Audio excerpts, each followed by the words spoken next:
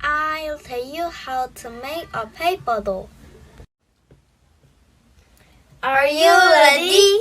Before we start, we need paper, name pens, tape, and scissors. First, draw a sketch.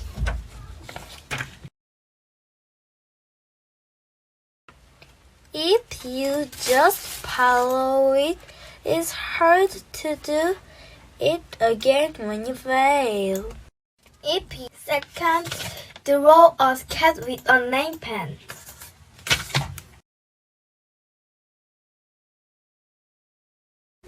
Be careful not to get on your hand. Third, please take the picture.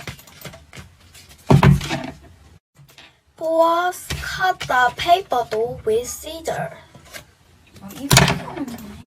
At this time, be careful not to get hurt when you cut it. Fifth, draw the rest of your clothes, shoes, pen, and hair.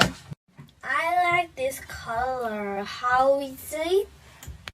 And then please cut the ones you draw and prepare them. Lastly, make a donut shape, tape and stick it on the back. Finally, I'm done making a paper doll.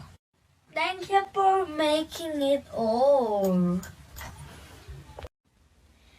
I hope you can make a paper doll this